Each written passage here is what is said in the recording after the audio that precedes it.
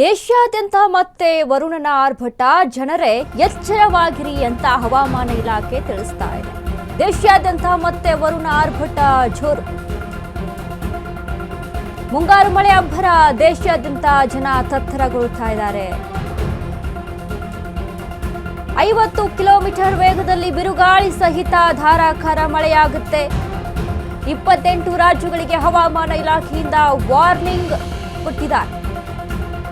ಕೇವಲ 2 ದಿನದಲ್ಲಿ ಕರ್ನಾಟಕ ಅಲ್ಲೋಲ ಕಲ್ಲೋಲ. ಮುಂಗಾರು ಮಳೆಯ ಆರ್ಭಟಕ್ಕೆ, ಭಾರಿ ವರುಣಾರ್ಭಟಕ್ಕೆ ನಲುಗಿ ನೀರಾದ ರಾಜ್ಯದ ಜನ. ವರುಣನ ರೌದ್ರಾವತಾರಕ್ಕೆ ಇಡೀ ಕರುನಾಡು ವಿಲವಿಲ ಅಂತ ಇದೆ. ಸದ್ಯದ ಪರಿಸ್ಥಿತಿಯಲ್ಲಿ ಗಮನಿಸ್ತಾ ಹೋದ್ರೆ ಮುಂದಿನ 2-3 ದಿನದಲ್ಲೂ ಭಾರಿ ಮಳೆ ಆಗುವಂತಹ ಸಾಧ್ಯತೆ ಇದೆ. ಉತ್ತರ ಒಳನಾಡಿನಲ್ಲಿಯೂ ಕೂಡ ಭಾರಿ ಮಳೆ ಮುನ್ಸೂಚನೆಯನ್ನ ಕೊಟ್ಟಿದೆ ಹವಾಮಾನ ಇಲಾಖೆ. ಇನ್ನು ಅದರ ಜೊತೆಗೆ ಎಲ್ಲೆಡೆ ಕೂಡ ಕರಾವಳಿ ಭಾಗದಲ್ಲಿ ಎಲ್ಲೆಡೆ ಕೂಡ ಜೋರಾದ ಮಳೆ ಸಂಭವಿಸ್ತಾ ಇದೆ. ನಿನ್ನೆ ಕೂಡ ನೋಡಿದ್ವಿ ನಾವು ಉತ್ತರ ಕರ್ನಾಟಕ ಭಾಗದಲ್ಲಿ ಬೆಳಗಾವಿ ಜಿಲ್ಲೆ ಆಗಿರ್ಬೋದು, ಕೆಲವೊಂದೆಡೆ ಸವದತ್ತಿ ತಾಲೂಕು ಆಗಿರ್ಬೋದು, ಎಲ್ಲೆಡೆ ಕೂಡ ಧಾರಾಕಾರ ಮಳೆ. ನಾವು ಬೆಂಗಳೂರಲ್ಲಿ ಆ ಸಿಚುವೇಶನ್ ನೋಡಿದ್ವಿ. ಯಾಕಂದ್ರೆ ನೋಡಪ್ಪ, ಮಳೆ ಆಯ್ತು, ಸಿಕ್ಕಾಪಟ್ಟೆ ಮಳೆ ಆಯ್ತು ಅಂತ ಅಂದಾಗ ನೀರು ಹೋಗೋದಕ್ಕೂ ಕೂಡ ಜಾಗ ಇಲ್ಲ. ಎಲ್ಲಿ ಹರ್ಕೊಂಡು ಹೋಗ್ಬೇಕು ನೀರು, ಸರಿಯಾಗಿ ಡ್ರೈನೇಜ್ ಇಲ್ಲ, ಇನ್ನು ನೀರು ಇಂಗೋದಕ್ಕೂ ಕೂಡ ಆಗಲ್ಲ. ಎಲ್ಲಿ ನೋಡಿದ್ರು ಕಾಂಕ್ರೀಟು. ಇನ್ನು ಹೋಗಿ ಯಾವುದಾದ್ರೂ ಒಂದು ನದಿ, ಯಾವುದಾದ್ರೂ ಒಂದು ಕೆರೆ ಸೇರಬೇಕು ಅಂತಂದ್ರೆ ಕೆರೆಗಳು ಇಲ್ಲ ಬೆಂಗಳೂರಿನಲ್ಲಿ. ಎಲ್ಲ ಕೆರೆಗಳು ಹೋಗಿ ಬಿಲ್ಡಿಂಗ್ಗಳ ನಿರ್ಮಾಣ ಆಗ್ಬಿಟ್ಟಿದೆ. ಕೆಂಗೇರಿ ಮೋರಿಗೆ ಹೋಗಬೇಕು ಅಂತ ಅಂದಾಗ ಸರಿಯಾದ ಒಳ ವ್ಯವಸ್ಥೆ ಇಲ್ಲ. ಹೀಗಾಗಿ ಎಲ್ಲ ಯೋಚನೆ ಮಾಡಿದ್ವಿ. ಬಟ್ ಉತ್ತರ ಕರ್ನಾಟಕ ಭಾಗದಲ್ಲೂ ಕೂಡ ಸಿಕ್ಕಾಪಟ್ಟೆ ಮಳೆ. ಎಂಥ ಹಳ್ಳಿಗಳಲ್ಲೂ ಕೂಡ ನದಿ ರೀತಿ ಹರಿತಾ ಇದೆ. ಇನ್ನು ಇದು ಕರ್ನಾಟಕ, ಕೇರಳ ಸೇರಿ ಈಶಾನ್ಯ ರಾಜ್ಯದಲ್ಲೂ ಕೂಡ ಮಳೆ ಆಗುವಂಥ ಚಾನ್ಸಸ್. ತೆಲಂಗಾಣ, ತಮಿಳುನಾಡು, ಪುದುಚೇರಿ, ಲಕ್ಷದ್ವೀಪದಲ್ಲೂ ಕೂಡ ಮಳೆ ಆರ್ಭಟ. ಆಂಧ್ರ ಪ್ರದೇಶದ ಹಲವು ಪ್ರದೇಶಗಳಲ್ಲಿ ರಣಭೀಕರ ಮಳೆ ಆಗುತ್ತೆ. ಗಂಟೆಗೆ 40ರಿಂದ 50 ಕಿಲೋಮೀಟರ್ ವೇಗದಲ್ಲಿ ಬಿರುಗಾಳಿ ಬೀಸುತ್ತಂತೆ. ಈಶಾನ್ಯ ರಾಜ್ಯ ಅರುಣಾಚಲ ಪ್ರದೇಶ, ಅಸ್ಸಾಂ, ಮೇಘಾಲಯ, ನಾಗಾಲ್ಯಾಂಡ್, ಮಣಿಪುರ, ತ್ರಿಪುರಾದಲ್ಲೂ ಮಳೆಯ ಆರ್ಭಟ ಸಾಧ್ಯತೆ. ಗುಡ್ಡಗಾಡಿನಲ್ಲಿ ಭೂಕುಸಿತದ ಎಚ್ಚರಿಕೆ ನೀಡಿದಂತ IMD, ಮುಂದಿನ 2-3 ದಿನದಲ್ಲೂ ಕೂಡ ಭಾರಿ ವರುಣ ಆರ್ಭಟ.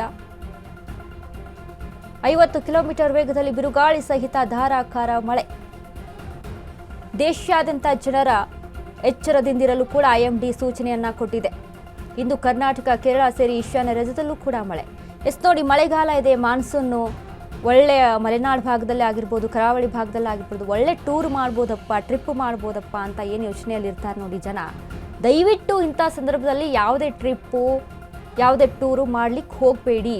ಯಾಕಂದರೆ ಹಲವಾರು ಕಡೆ ಗುಡ್ಡ ಕುಸಿತ ಆಗುವಂಥದ್ದು ಹೆಚ್ಚಾಗಿದೆ, ಪ್ರಳಯ ಆಗುವಂಥದ್ದು ಕೂಡ ಹೆಚ್ಚಾಗಿದೆ.